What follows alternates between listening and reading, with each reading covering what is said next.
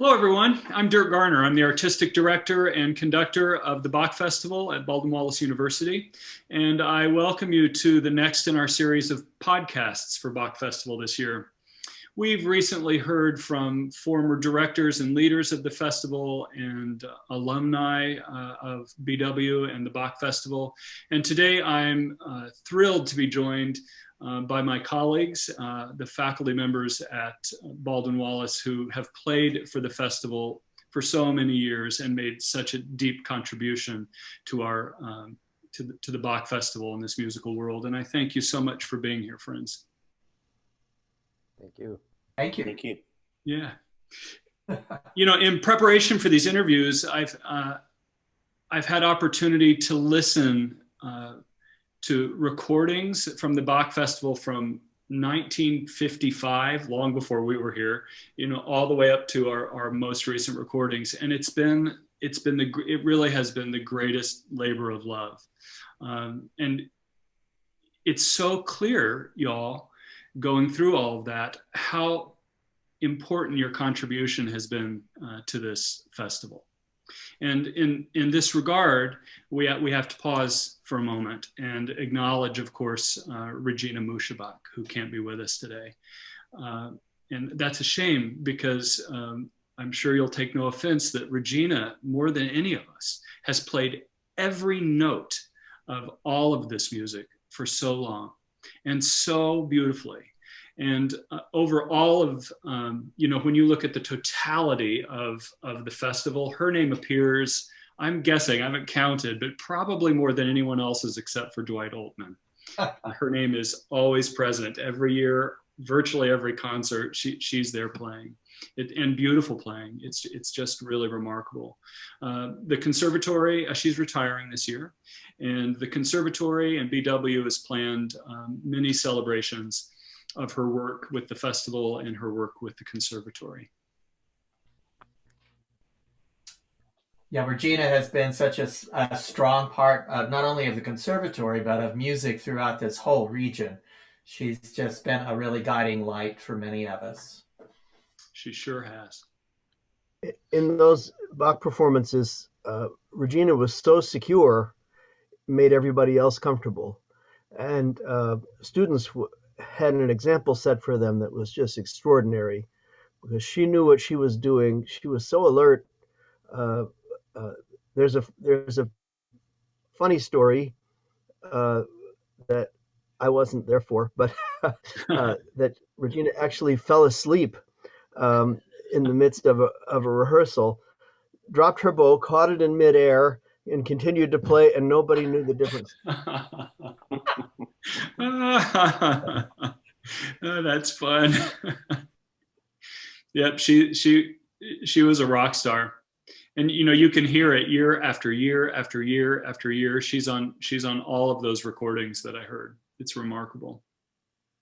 Yeah, I would just add, considering what a great virtuoso cellist she is, her performances as a continuo player in the festival really weren't representative of how great a virtuoso she is, but she did it every year with such a plume and cooperation, and just really set a great example for everybody. Yeah. She is a great spirit, continues to be. She's such a great spirit. Yeah, in many ways, she was sort of like a second conductor of the large Bach festival performances. I mean, she knew those pieces backwards and forwards, which is enormous given how long they are. Her knowledge of it is enormous.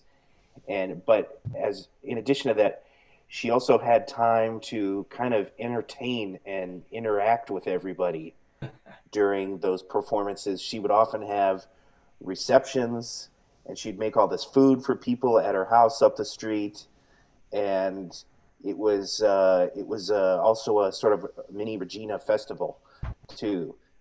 She had a spirit for it, as well as an incredible knowledge. Oh, I love that. I wasn't here for those receptions, and I wish I would have been. That's fantastic. I'm not surprised. Not surprised. Yeah. So Julian, similarly, you were the concertmaster for the Bach Festival Orchestra for many years. When did you start? Gee, I guess it was in 1996 would have been my first Bach festival. That's a little while ago. That's a lot of music. Yeah. So you have Regina on one side leading, and Julian on the other leading. I mean, what can go wrong? You're in good hands, right? That's so great. You know, I got to listen to. I think I listened to almost all of the arias with violin obbligato because they're so. I started on one, and then I just kept listening because they're all so beautiful. And we're gonna. I'd love to hear just a little bit of the Laudamus Te from Mass in B minor to let people hear your playing before we go on, before we start talking a little bit. Oh, great! That's fun.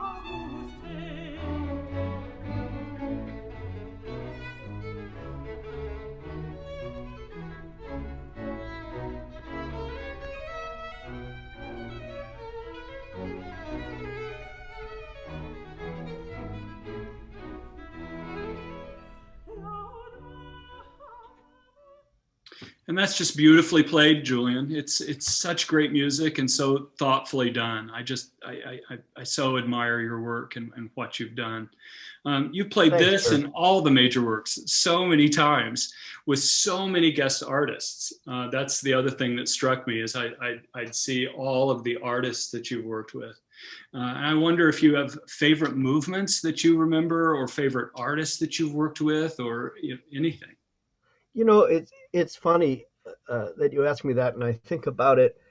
How much we had wonderful singers, wonderful colleagues performing, and of course, Dwight conducting.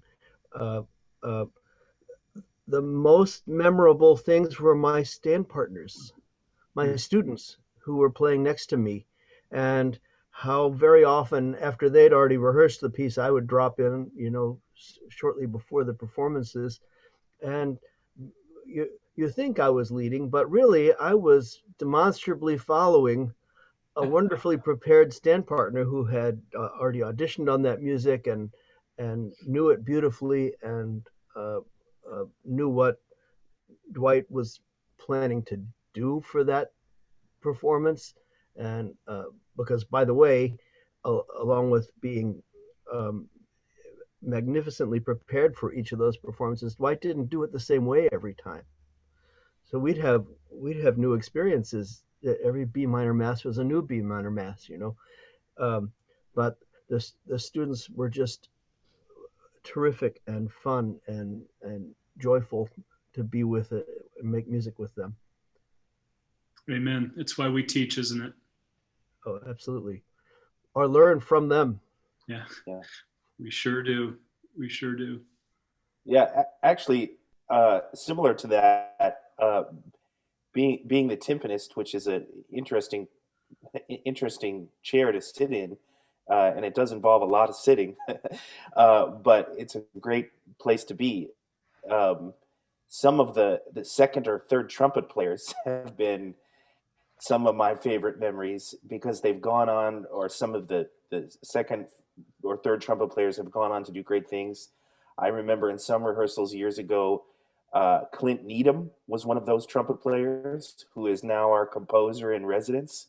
And Lyle Steelman, it Mhm. was one of those trumpet players um, who is now assistant principal trumpet of the Cleveland Orchestra, um, which is great. And also, I think Mark, I hope I pronounce his last name correctly, Mark uh, Malinak, Miliniak. who is a student of Maliniak. Thanks, Mark Maliniak. Say that again. Miliniak. Say that again. Okay, thank Mark, you. yeah. Is in the Atlanta Symphony, and there have been all kinds of great students of Jack Suddy and Jack Brandier in there, and of course we've had the guest services of another alum that you may help me also pronounce correctly. I've always just called him Chuck, Chuck Bergens. Chuck Bergens. I've always called him Chuck. Yeah. I see him for a few hours every other year, but you know we always have the same job. He's from the Phoenix Symphony, um, and those are always fun interactions. Yeah, in my interview with the alums. They were saying similar things, that they're singing all over New York and singing all over the country, and they continually run into BW grads who are playing this music in New York, and in all of the early music festivals and early music orchestras that they're working with. They run into BW grads all the time. I was tickled to hear that. I think it's amazing. So George Pope and Sean Gabriel. George, when did you get here?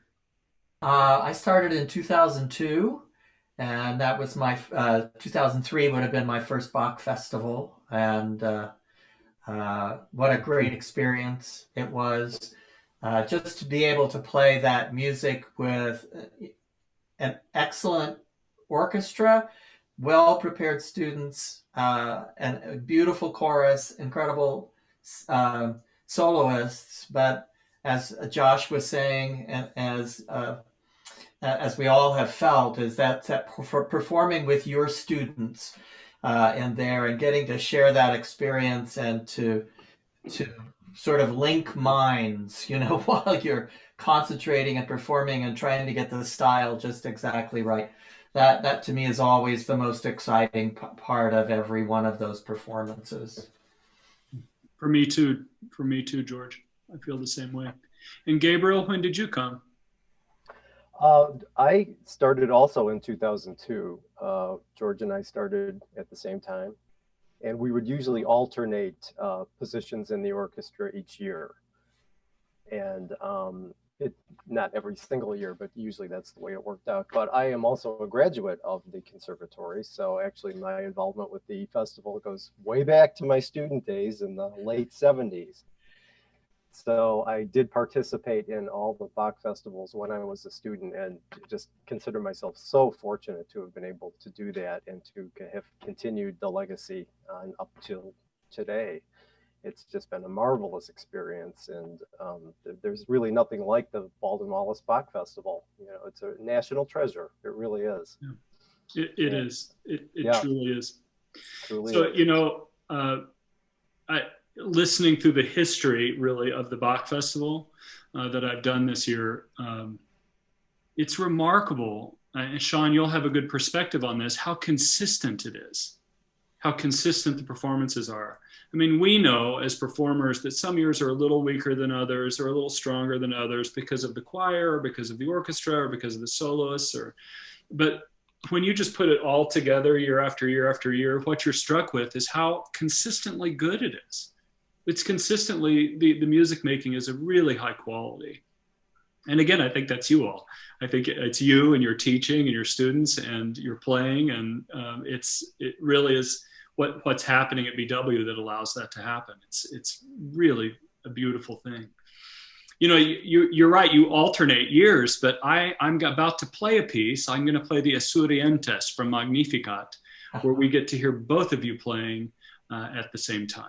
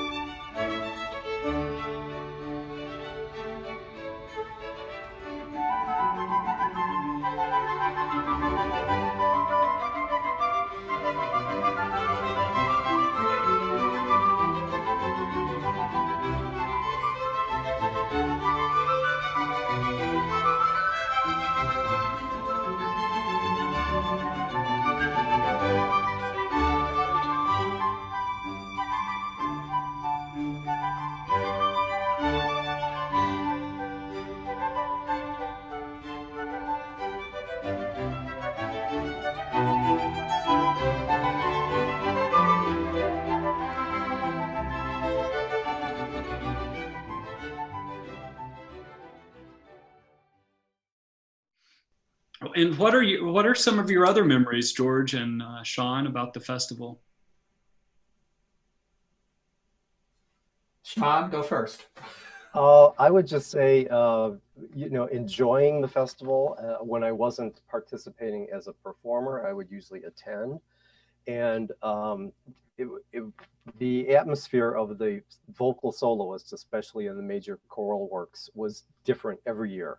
Mm-hmm. And each time the set of soloists had something to offer that was new and different. And sometimes it would just be the beauty of their voices, young singers that were in their prime, and just to be able to listen to their wonderful sounds was a treat.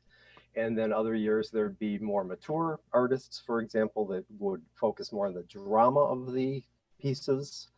And that would really have an impact as well. And it just, every single year you would learn something more about the major choral works and be exposed to some cantatas or motets you weren't familiar with, as well as a lot of chamber music. And it was just a great learning experience for everybody.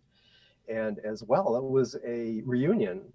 It is a reunion every year, because so many alumni come back and enjoy the festival, and you meet people that you have never met before. So it's as much a social experience as it is a musical one, especially for the BW community. I had never played any of the major choral works until I started teaching at BW, other than the Magnificat, which I played when I was in college. Mm-hmm. So it was an incredible experience to get to learn that music from the inside. And when I wasn't playing, to be able to just sit back and to listen to my colleagues and the soloists and just enjoy being in that sound and in that magical moment, that was always being created on the stage. My students who have graduated, whenever we are in touch with each other, they always bring up Bach Festival, and remembering when they got to play and what a moving experience it was for them to get to do that. Josh, when did you come to BW? I came to BW in the fall of 2000, and the first time playing in Bach Festival was the spring of 2001. Okay. And, you just get to play on those two major works. Yeah. You get to play, but, it occurs to me that, what would Christmas Oratorio, the opening of Christmas Oratorio, be like without you?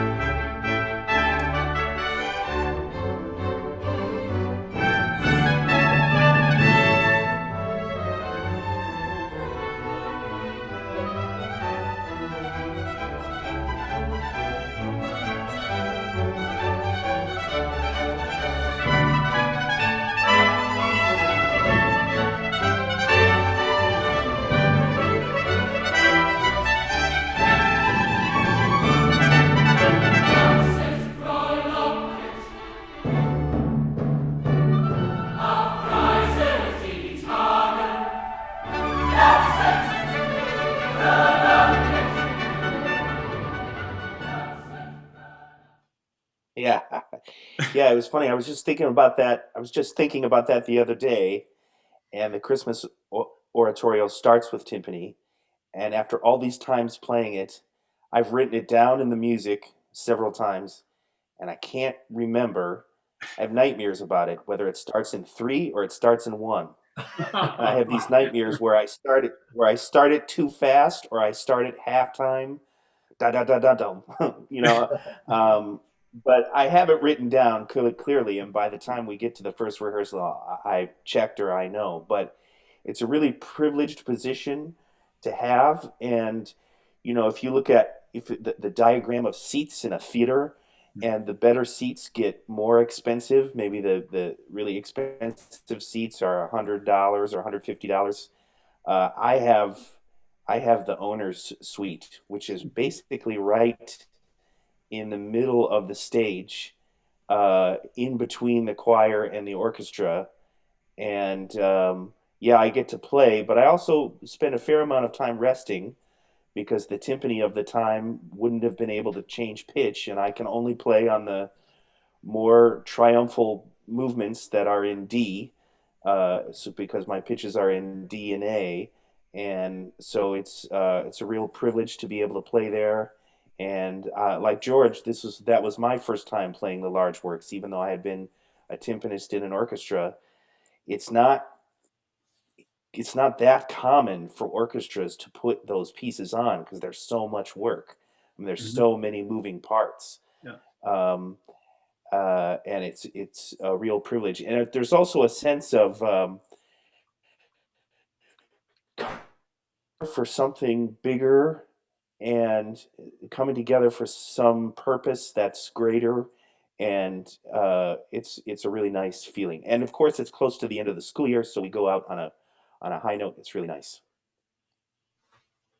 I feel all those things. The other big moment for you that I love um, is uh, is the Gloria, is the opening of the Gloria in Mass in B minor. It's been so, the orchestration is so small, and the Kyrie that precedes it, and then it's all of you. It's everybody that's here today. The whole orchestra plays, and it's one of the only times in the Mass that happens.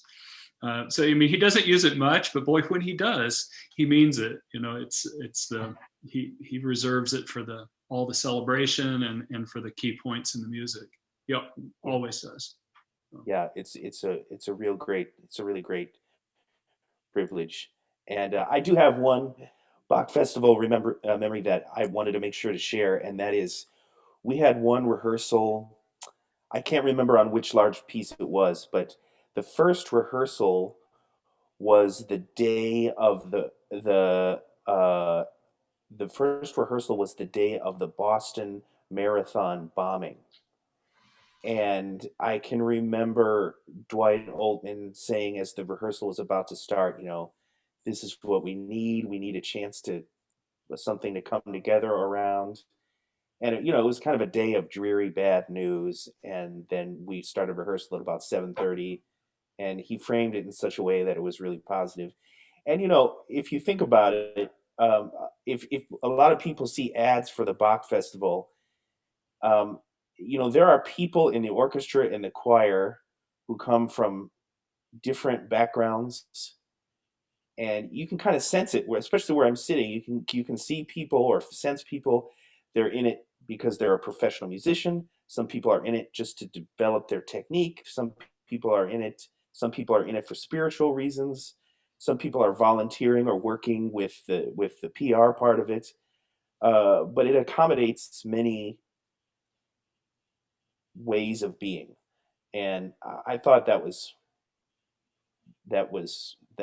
always in the background there, and you wouldn't necessarily assume that at first. It's nice. So you're all studio teachers, and you get to work with these students individually. What do you think, or what have you noticed is the impact on our BW students that the Bach Festival makes? I can go. Um, First of all, they're hearing this music, most of them for the first time, Mm-hmm. and then they're playing it. And it's deep and profound and complicated and technically challenging, and they rise to the occasion, and they discover the confidence of doing that, of rising to the occasion and having that big audience in that exciting event. Um, and it's thrilling to them, and it's truly confidence building. Um, and then we get the joy of being with them as they experience that. Um, I always have memories of looking over to my left, and there's Wei Shuko, and she was all those years the other violin teacher of all these students, and we're just like um, all this pride of the two of us playing with all of our students, or many of our students at least, and uh, playing very quietly and listening to the sound that the kids are making, and enjoying that and not interfering with it, realizing that it's really theirs. Um, but it's very can be very moving to share with your students in that way. Having been a student myself, I can say that really the experience of being exposed to, especially the major choral works of Bach in a 4-year period, was really unmeasurable. I mean, not only to have performed, but to just get to know the pieces. Like Julian said, they're so complex and so deep emotionally, and it's almost like a springboard in wanting to get to know more about the works, and then every year being exposed to them, you learn more and more about them, and it's really just a great experience in terms of education and forward motion in one's musical career. Yeah, I wonder how much of this experience you all have as well. And you may have heard me say this before, I watch my students' skills improve year to year purely because of this music. And learning this music, and for the singer, well, for everybody, but for the singers, for a 17, 18, 19-year-old singer, this is incredibly difficult music. So gaining the ability and the experience to be able to execute it right in front of my eyes, I can see them growing and see them learning. I wasn't ready for that when I started here. I wasn't ready for that kind of obvious education happening right in front of me. It's really amazing what the music does to them and what the learning of the music does to them. It's remarkable to me. When our students were auditioning to be able to perform in Bach Festival, it was great to be working with all of your students on exactly the same music and in a particular style of music that you may have worked on them in a sonata or some format like that, but to do it in this sense of choral works, and to really help them hear and understand the technique of the style, and of the phrasing, and how it's not, like classical or romantic phrasing. That was always a joy to see them, because each one of them had to do the same parts. In fact, as I recall, they had to prepare the entire piece for the audition, which also will prepare them in the future for other kinds of auditions that they will take. The other thing about Bach Festival is that for the audience or the performers to invest in a performance of something that takes two-hour performances, in terms of the pace of today's life and what most people are willing to invest in something. I mean, I'm just speaking of myself in terms of going to get something to eat or something, or doing an email or something like that. It's a revolutionary act, choosing to invest that much in a ritual, and I think it's healthy that the students at BW experience that at that age. I think it's really healthy that they have a chance to develop that attention span, which most, I can't say most, but many of the world's musicians do all the time. As someone who is a student of some non-Western music, is that not everyone's on the clock like we are. Um, and to have something that's so massive and spacious be a part of your life for that time is really, it's really healthy, actually. So, but maybe this is inappropriate to interject, but I will anyway.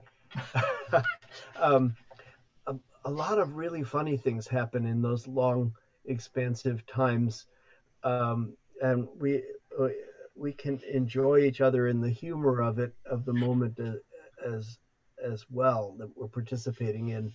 Um, I'm I'm thinking about looking across the way at the viola section, and there's Louise Zeitlin with her students, and they are they don't have that much to play once in a while, and there they are, just goofing around, looking around, smiling, giggling, um, and then making me laugh.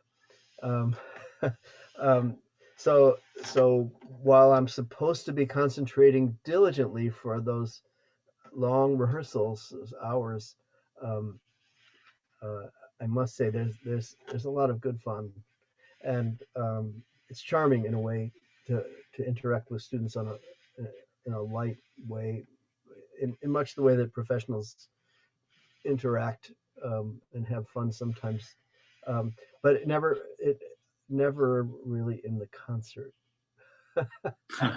Very serious at the concert.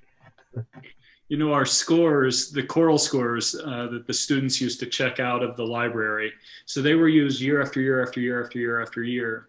And they're full of quotes of Dwight's and jokes and things that Stuart Raleigh used to say. And I swear some year I'm going to go down and just catalog all of them because they're hysterical, friends. They're really funny. It's beautiful. It keeps us young, you know. Yeah. And you know, just with my wind brass percussion chair hat on, I should also mention another thing that's been great is the work of, for all those years that before I got here, the work of Jack Brandier and the brass choir that signals to the whole campus that the festival is beginning up in the dome of Marting Hall. His work with the brass group has always been great. Mm. And it's not only clever and good musically, but logistically to get those kids up there and coordinate them musically. And now Ken Heinlein has taken over that role equally well. And also, some of the other concerts at the Bach Festival allow people, as a percussionist, obviously my role had been limited, but I got a chance to play with the Canary Saxophone Quartet one year. There was the trumpet and timpani Baroque ensemble one year that I got a chance to do. There's a variety of other things branching out from Bach Festival that are really good for everybody to see. Yeah, Josh, I'm glad you said that. There was a year when we did repertoire by Bach's sons, concerts of Bach's sons. That was really fascinating. It was music that we had never really touched at all before, and it was a lot of fun to learn about it and look into it and perform it. And I'm not sure how well we did, but it was worth a try. And those again, um, for musical fun and the sheer joy of learning about music and doing new things. Those were great moments. You know, I'm sorry to talk so much, but one more thing I want to add is that I want to make sure Dirk gets credit because you're doing all the interviewing, Dirk. You said about the quality of the festival staying high. I actually think it increases a bit regardless of the challenges we face, and that is because the uh, the the process. It seems like the process by which you use to get there, to rehearse the choir of young voices to get that product. The revision of the process starts immediately as the concert is being produced. And I remember Dwight saying, okay, next March, we're not doing this on the first Tuesday of rehearsal. We're moving this. And so a particular hour of rehearsal is being planned 11 months in advance. And the only thing I'm sure there are lots of things that work like that, but it's almost got the architecture of a space launch or something, in that there's so much information to get into people's minds that it's got to be planned. And Dirk, you have to monitor all of that. You have to be the mission control of all of that to get. And our students are asked to do so much. And sometimes, in terms of faculty, we have the easiest part because we just come in and the spotlight is on us. But our students are learning this vocabulary for the first time, and you have to set up the structure so they can do that. What would normally be the work of probably professionals and graduate students, but they have to get there, and you make that happen, which is no easy feat.